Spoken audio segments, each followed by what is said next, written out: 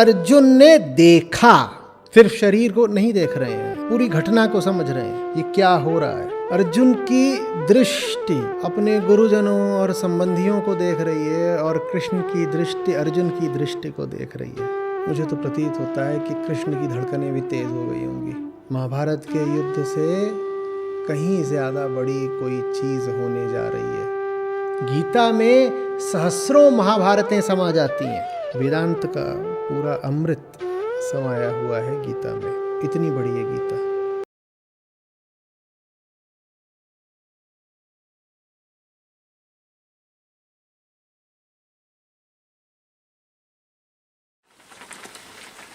अंतरदाव लगी रहे, धुआं न प्रगट होए, कह जिए जाने आपनो, जासर बीती होए। ये कौन सी आग की बात हो रही है?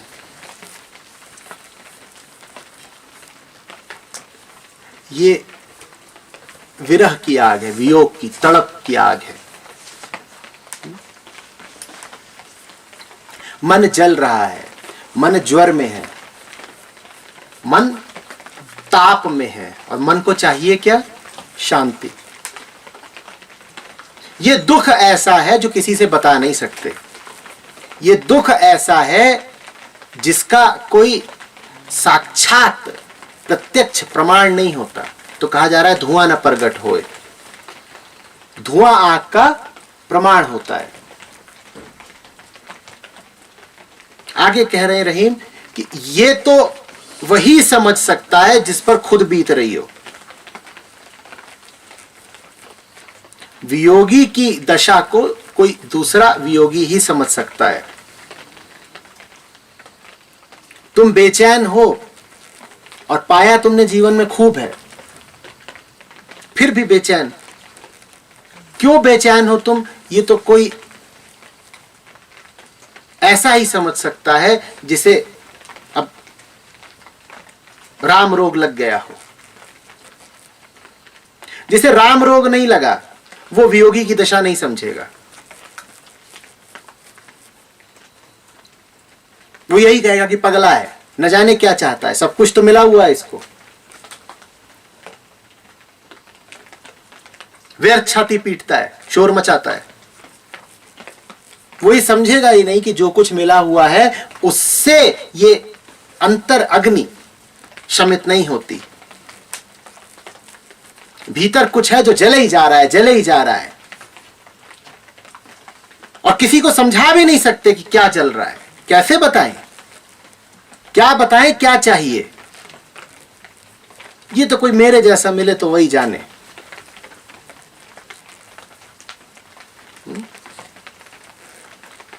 बिना बात के रो उठता है। जहां मुस्कुराने की कोई बात नहीं वहां मुस्कुरा देता है। अतार्किक इसके वचन हैं, बहकी बहकी इसकी चाल है, निरुद्देश्य सा इसका जीवन लगता है। ये चाह क्या रहा है? जो मिला है उससे इसको संतुष्टि नहीं। क्या कमी है उसका ये वर्णन नहीं कर पाता। ये कौन सी आग है जिसमें धुआं नहीं प्रकट हो रहा? ये कौन सी आग है जिसका कोई प्रमाण, कोई चिन्ह नहीं? ये किसको मांग रहे हो तुम, जिसका ना कोई विवरण दे सकते हो, ना अता पता?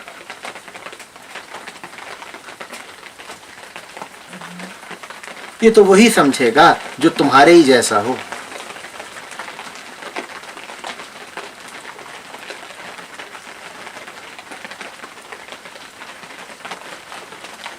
इसीलिए वास्तव में समुदाय बनते हैं।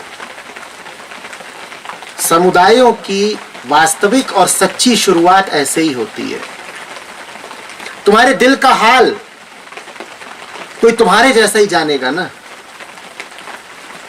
फिर उसी से यारी हो जाती है तुम्हारी। अब समुदायों की शुरुआत हुई, तुम उसी के साथ रहना शुरू कर देते हो, क्योंकि बाकी दुनिया ऐसी रूखी है कि तुम्हारे आंखों से बहते द्रव्य का कोई मान नहीं रख पाती, तुम्हारी हालत के प्रति बड़ी कठोर हो जाती है, तुम्हें ताने देती है, उलाहना देती है, उसका बस चले तो तुम्हें पागल ही घोषित कर दे। तो फिर भक्त को भक्त की संगत जचती है, फिर ज्ञानी को ज्ञानी की संगत जचती है, फिर प्रेमी को प्रेमी की संगत जचती है।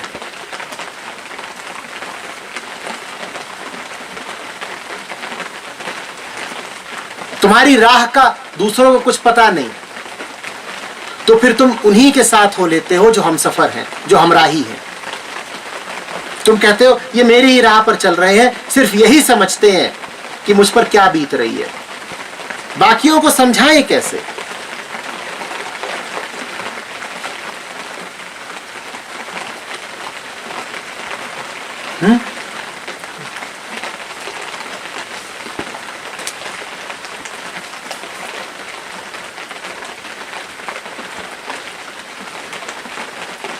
कुछ कहा नहीं जा सकता,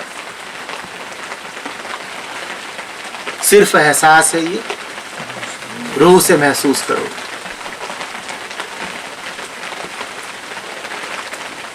वो आएंगे, पूछेंगे क्या बात है भाई, तुम कहोगे कैसे बताएं हमें हुआ क्या है।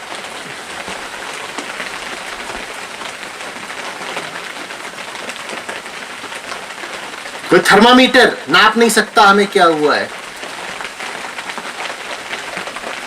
तो हमारी जांच पड़ताल करा लो, कोई मशीन बता नहीं पाएगी हमें हुआ क्या है।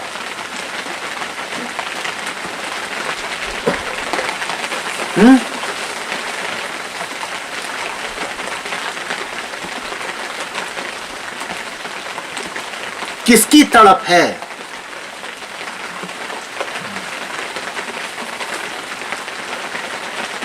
और दुनिया तमाम तरह के इलाज लगाती है, कहती है इसकी नौकरी लग जाए ठीक हो जाएगा, अच्छा इसकी शादी कर दो ठीक हो जाएगा, चलो इसको 5-10 तरीके के आकर्षण मनोरंजन दे दो ये ठीक हो जाएगा।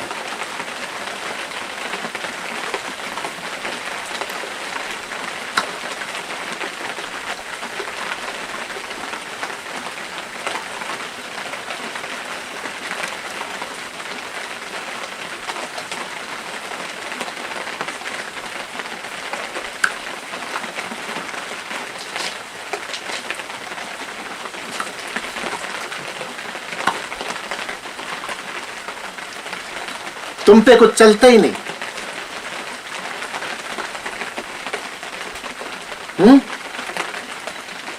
दवा न लागे कोई, राम वियोगी ना जिए और जिए तो बौरा होए।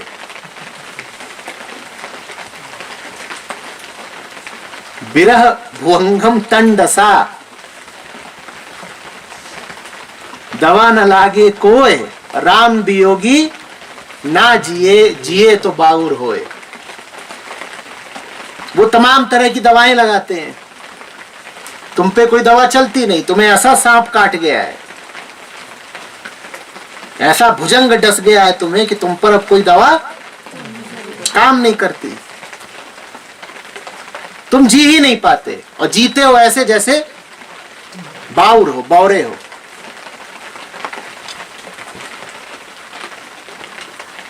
फिर जो ऐसे बौरेपन में जीने लगता है उसको एक ही सलाह होती है कि तुम तो ना जियो, तुम अभी तक जैसा जीवन जी रहे थे उसको समाप्त करो, क्योंकि अगर तुम जीते रहे तो तुम बाउर हो जाओगे, पागल हो जाओगे। जो जान गया है कि सत्य क्या है फिर भी मजबूरी वश सत्य विहीन जीवन जी रहा है, वो पागल तो होगा ही ना। तुम्हें पता है कि क्या सही है, लेकिन उसके बाद भी तुम गलत करे जा रहे हो, पागल होना पक्का है तुम्हारा। तुम्हें कुछ पता ना होता और इस वजह से तुम बहके हुए होते, तब तो फिर भी माफी मिल जाती, पर तुम्हें अब सब पता है। जानते बूझते अगर तुम सत्य के खिलाफ जाओगे तो विक्षिप्त रहोगे, पागल हो जाओगे बिल्कुल। इससे भला यह है कि तुम मिट जाओ, इससे भला यह है कि जिन दूसरी राहों पर चलने को अपने आप को मजबूर पा रहे हो, उन राहों को सदा के लिए अवरुद्ध कर दो, त्याग दो।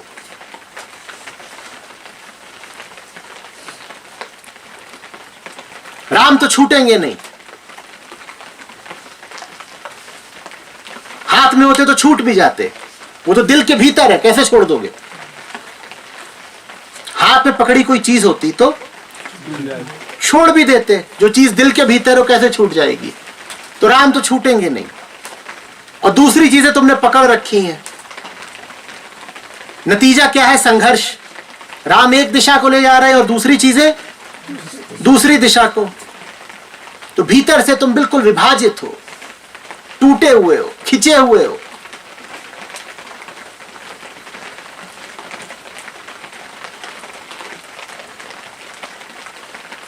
देख लो किसको छोड़ना है, किसी एक को तो छोड़ना ही पड़ेगा, या तो इसको छोड़ दो या इसको छोड़ दो।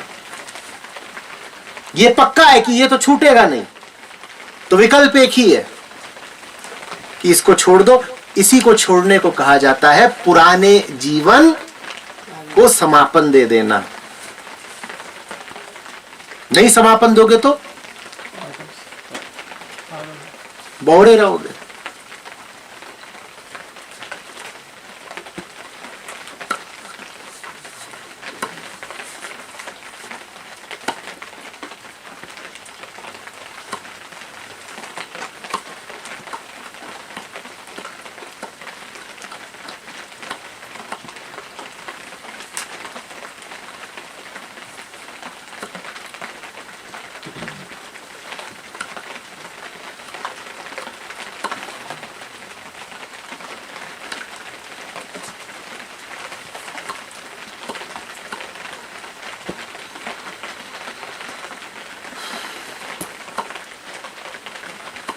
और कोई बात?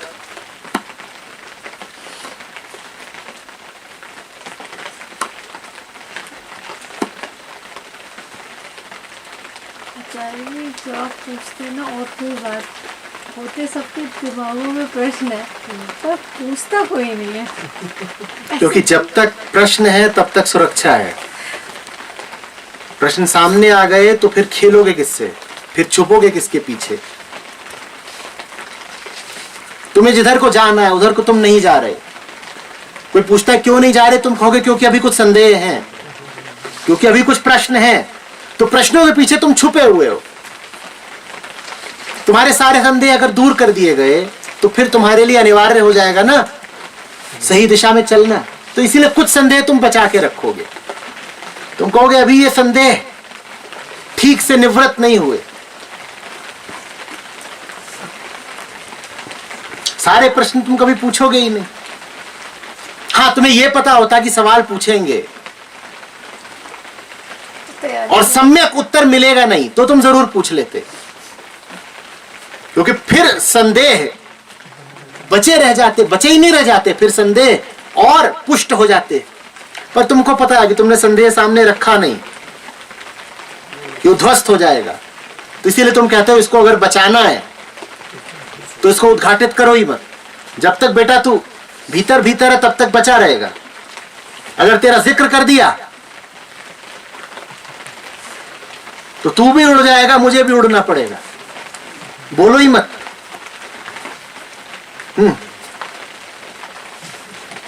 आचार्य जी प्रश्न है, अभी जैसे आपने बताया कि अगर हम जैसे हम सत्य को जानते हैं और फिर भी उससे विमुख होकर चल रहे हैं तो बावले ही हो जाएंगे, तो जीना ही व्यर्थ है बिल्कुल। तो हम सत्य को जानते हैं, हम क्यों नहीं चल रहे हैं? उस मन में अटकाव है, कहीं पर अटक गए हैं।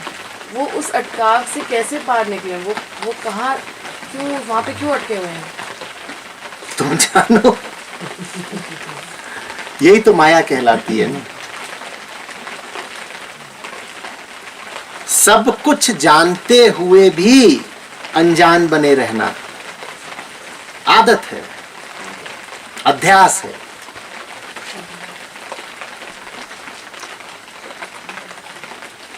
कल हमने कहा था ना, दो ही चीजें हैं, पुराना अभ्यास और अध्यास। इतने दिनों से एक ही तरह से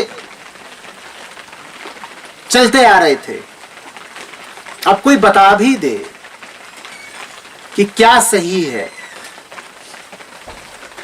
तो वो पुरानी लत छूटती नहीं।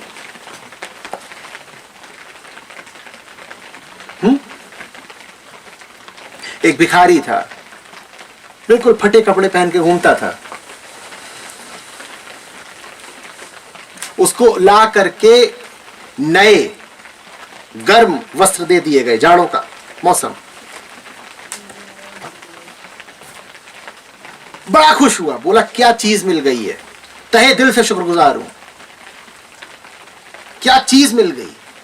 मैं तो बड़ा हैरान था, ये पुराना सब पहन के घूमता था, चीथड़े, और इनमें ठंड लगे। एक दिन बाद देखा गया वो अभी भी पुराना ही पहन के घूम रहा है। 2 दिन बाद देखा गया वो अभी भी, हफ्ते भर बाद देखा गया वो अभी भी। ये बात बड़े अचरज की कि तुम्हें नया और बेहतर और ज्यादा उपयोगी कुछ मिल गया है, फिर भी तुम पुराना चीथड़ा ही धारण करे घूम रहे हो। इस बात को समझना, हम सब वैसे ही भिखारी हैं, आदत लगी हुई है, आदत। और नए कपड़ों को ऐसा नहीं कि उसने मूल्य नहीं दिया, मूल्य उसने खूब दिया, इतना मूल्य दिया कि उनको तह करके और एक डब्बे में, एक बक्से में बड़े सम्मान के साथ सजा दिया। पुराने की लत लग जाती है, यही प्रकृति का तामसिक गुण कहलाता है कि तुम मूर्छा में हो, तुम बदलना नहीं चाहते, तुम आलस में हो। कभी देखा है घर में कोई नया सामान भी आ गया तुम्हारे पास, तो तुम बहुत जल्दी पुराने को नहीं त्यागते, तुम्हें पुराने की लत लगी हुई है। नया फोन आ गया, जल्दी उसका प्रयोग करोगे नहीं, क्योंकि पुराने की लत लगी हुई। ये तमसा है। तुम अच्छे से जानते हो कि जो नया मिला है वो पुराने से 100 गुना बेहतर है, लेकिन पुराने से एक नाता जोड़ लिया है, नाता मूर्छा का है।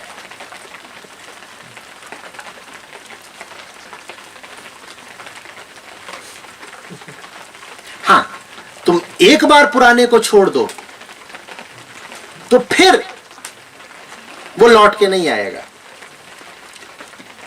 पुराने की बात ही यही है, उसमें प्राण नहीं होते, वो एक बार छूटा तो छूटा। और ये जो नया है, ये जो राममय है, इसकी बात ऐसी है कि तुम इसे 100 बार छोड़ो, ये पलट पलट के आएगा। इसीलिए समझो बात को, इसीलिए पुराना छूटता नहीं, क्योंकि उसको पता है कि अगर मैं एक बार छूटा तो छूट ही गया। ज्यादा क्या चलता है, खोटा सिक्का या बढ़िया सिक्का? खोटा सिक्का, वो प्रचलन में रहता है क्योंकि वो डरा हुआ है। खोटा सिक्का हमेशा डरा हुआ है, इसीलिए जल्दी जल्दी चलता है। और असली सिक्का नया चमकदार, वो बेचारा जा करके तिजोरी में बैठ जाता है, उसको कोई चलाने वाला नहीं। जो डरा हुआ है वो गतिशील रहेगा, जो डरा हुआ है वो प्रयुक्त रहेगा, क्योंकि उसको पता है कि एक बार पकड़ा गया, एक बार जाहिर हो गया कि खोटा है, तो उसके बाद ये कभी प्रचलन में आएगा नहीं। नकली नोट एक बार पकड़ा गया, फिर पकड़ा गया, गया, खत्म। तो तुम कहते हो इससे पहले कि ये पकड़ा जाए चला दो, आगे कर दो, इससे पहले कि ये पकड़ा जाए चला दो। भली भांति जानते हो तुम, एक बार पकड़ा गया फिर लौटेगा नहीं। इसी तरीके से जो कुछ तुमने पुराना और सड़ा गला पकड़ रखा है, उसके बारे में तुम भली भांति जानते हो कि इसे एक बार छोड़ा तो ये इतना निर्जीव, निष्प्राण और बेकार है कि ये लौटेगा नहीं। इसमें कोई दम ही नहीं है लौटने का, बात ही बेकार थी, फिजूल थी, ये लौट कैसे पाएगी? तो इसीलिए तुम उसे छोड़ते नहीं। तर्क देखो, अपना आंतरिक तर्क देखो। तुम्हें पता है कि इस चीज को छोड़ा तो छोड़ ही दिया। अपनी दृष्टि में तुम न्याय करते हो। न्याय जानते हो तुम्हारा क्या है? तुम्हारा न्याय यह है कि सत्य तो अनंत है, वो तो जब आएगा तो सदा के लिए आएगा, अनंत काल के लिए आएगा। और ये बेचारा जो झूठ है, ये बेचारा जो झूठ है, ये तो निष्प्राण है, ये तो सीमित समय के लिए है। तो इसे थोड़ा सा और समय दे दो ना। जब भी बलवान और निर्बल की लड़ाई हो रही होती है, सदा तुम्हारी सहानुभूति किसके साथ होती है? निर्बल के साथ। तो जब सच और झूठ की लड़ाई हो रही होती है तो अपनी उसी नैतिकता के चलते तुम सारी सहानुभूति किसके साथ जोड़ देते हो? झूठ के साथ। तुम कहते हो सच तो सच है ही, वो तो महानुभाव हैं, वो तो अति बलशाली हैं, इस बेचारे झूठ की पैरवी करने वाला भी तो कोई होना चाहिए ना, वो हम हैं। हम वो हैं जो सच के खिलाफ झूठ का समर्थन करेंगे, क्योंकि झूठ बेचारा छोटा सा तो है, नन्ना मुन्ना। और खास तौर पे यदि आप स्त्री हो तो फिर तो पूछो मत, नन्हे मुन्नों के प्रति अतिशय संवेदना रहेगी। और सत्य तो विराट असीम अनंत, जो विराट असीम अनंत होता है उस बेचारे का दुर्भाग्य ये होता है कि उसके साथ किसी की सहानुभूति नहीं होती। उसको कहा जाता है जो बहुत बड़े से पत्थर मारो। पेड़ छोटा होता है तुम पानी देते हो, पेड़ बड़ा हो जाता है तुम पत्थर मारते हो। देखा है, आम का छोटा पेड़ होता है उसे मारते हो पत्थर, और विराट आम का पेड़ हो जाए उसे तुम चट्टान लेके पहुंच जाओगे मारने। तो कोई जितना मारेंगे उससे उतना मिलेगा। महापुरुषों की यही किस्मत रहती है, चूंकि वो दे सकते हैं इसलिए उन्हें पत्थर मारे जाते हैं। और जितने दुर्बल, झूठे और मक्कार हैं इन सबको सहानुभूति मिलती है, क्योंकि चूंकि ये झूठे, दुर्बल और मक्कार हैं इसीलिए ये छोटे छोटे नन्हे मुन्ने हैं। तो इनको सब जाके अल्ले अल्ले, और महापुरुषों को मारो पत्थर। बोलो कि इनको तो वैसे ही जीतना है, इनका जीतना तो तय है, नियति है इनकी जीतना, तो इनका पक्ष लेके क्या फायदा, ये तो पहले ही जीते हुए। राम भजा सो जीता जग में, इनके पक्ष में हम नहीं जाते। हम समाजवादी लोग हैं, साम्यवाद में हमारी धारणा है। हमें ये पसंद ही नहीं कि कोई इतना ऊंचा हो गया है और कोई बेचारा इतना छोटा सा रह गया है। राम माया को मारे डालते हैं, ये बात समाजवाद के खिलाफ है। जनतंत्र है, सब बराबर है, सबका एक एक वोट, माया का भी एक और राम का भी एक। तो चलो पक्ष लेते हैं माया का। कोई ही होता है जिसमें बलवान के प्रति प्रेम उठे, और सबसे ज्यादा बलवान तो सत्य ही है। हाँ, बलवान के प्रति तुम में स्वार्थ उठ सकता है, लेकिन संभावना ज्यादा यही है कि जो बलवान होगा उसके प्रति ईर्ष्या उठेगी, प्रेम नहीं। उसके पास तुम जाओगे भी तो स्वार्थ सिद्धि के लिए, प्रेमवश नहीं।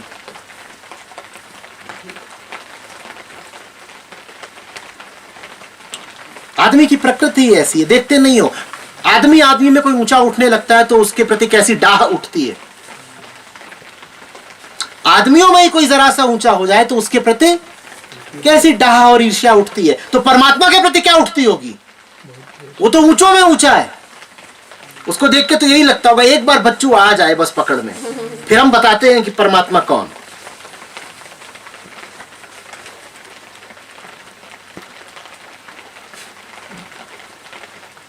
उपनिषदों के शांति पाठ है, वो शुरू ऐसे होते हैं। ये प्रार्थना है, शिष्य कह रहा है कि मुझ में गुरु के प्रति हिंसा ना उठे, और गुरु भी कह रहा है मुझ में शिष्य के प्रति हिंसा ना उठे। दोनों बातें समझना। गुरु इतना ऊंचा है कि उसके प्रति हिंसा उठनी लाजिमी है। इतना ऊंचा है वो कि उसको देख के तुम्हारी आंखों में बिल्कुल ईर्ष्या डोल जाती है, मैं ऐसा क्यों नहीं हुआ।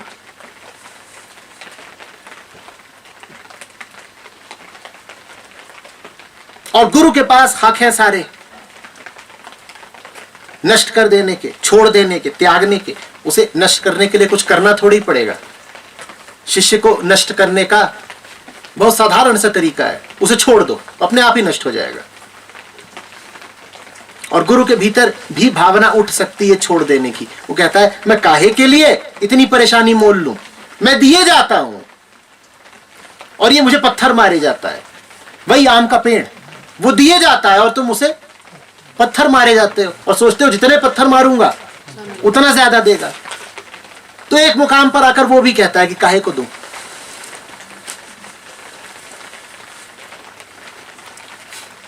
तो फिर शांति पाठ कहता है कि भाई गुरु में शिष्य के प्रति और शिष्य में गुरु के प्रति द्वेष न उठे। यही हम उपनिषद से पहले ही मांगे लेते हैं।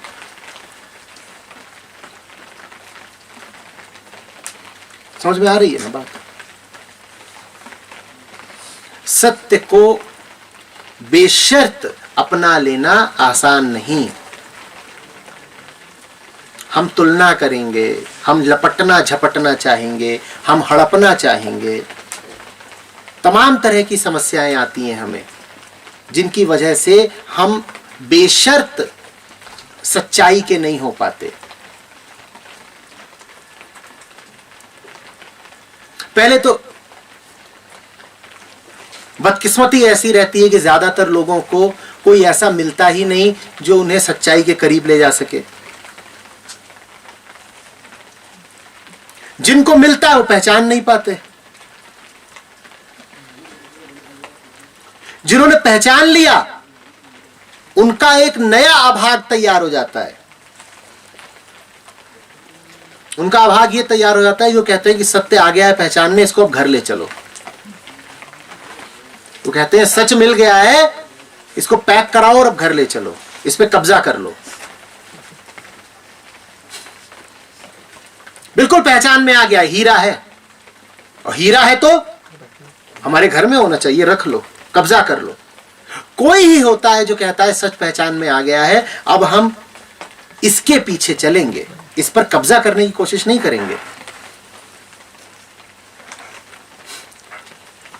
तो सच तुम्हें पहचान में न आए तब तक भी गनीमत है। जिस दिन पहचान में आ गया उस दिन एक और दुर्भाग्य खड़ा हो जाता है। तुम सच से द्वंद्व में पड़ जाते हो, तुम उस पर कब्जा करने की कोशिश करने लगते हो। तुम कहते हो ये मेरा हो जाए, मैं इस पर काबिज हो जाऊं, मैं इसे पजेस कर लूं, और ये बड़े से बड़ा पाप है कि तुम कह रहे हो इसको आप घर ले चलो, बिल्कुल अब ये मेरे घर का हो जाए। कि अगर कब्जा कर लिया तो फिर वही अटक गए। ये तुम्हें समझ में थोड़ी आता है, सांसारिक बुद्धि है। वो कहती है हीरा मिला है, धीरे से उठाओ, अपने घर ले चलो। अब हीरे में अटक गए, हीरे में नहीं अटक गए, घर में अटक गए। तुम्हारी प्राथमिकता हीरा नहीं है, तुम्हारी प्राथमिकता घर है। तुम कह रहे हो हीरे को कहां ले जाना है, घर। तुम ये थोड़ी कह रहे हो कि अब हीरा जहां ले जाएगा हम वहां जाएंगे। तुम कह रहे हो हीरे से भी ज्यादा कीमत है घर की, तो हीरे को घर ले चलो। तुम हीरे की खातिर घर छोड़ने को तैयार नहीं हो, और घर माने ये तुम्हारा पूरा इंद्रजाल, यही तो घर है।